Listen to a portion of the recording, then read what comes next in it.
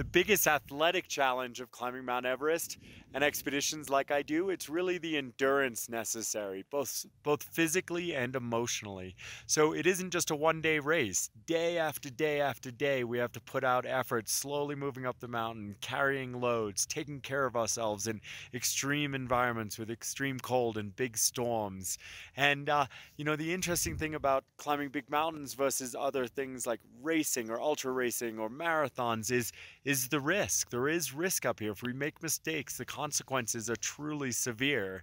And what that means is we always have to keep really large reserves, and we've got to be conservative in our decision making. We can't just go for the end zone.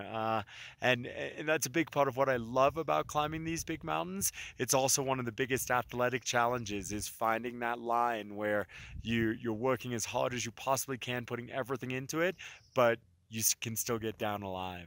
The beauty of climbing is I really think it brings out, in many ways, the best of people in big mountains. So, you know, I think many famous athletes who have incredible ability would do really well up here, but it really has to do with their heart and what's inside as much as their actual genetic ability. We've all heard stories of average Joes who have come out here and climbed Mount Everest, and that's a big part of what I do. I own a guide company called Alpenglow Expeditions that focuses on helping non-professional climbers to get to the tops of beautiful mountains like Mount Everest.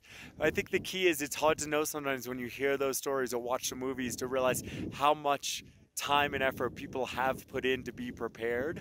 And that's really the biggest misconception. You can't skip building experience in big mountains before you get to Everest. You can't skip the athletic training. You can't skip the mental preparation. You have to be ready to make really difficult decisions up high in big mountains when things are going wrong. Each person at the end of the day is still responsible for themselves on the tallest mountain in the world.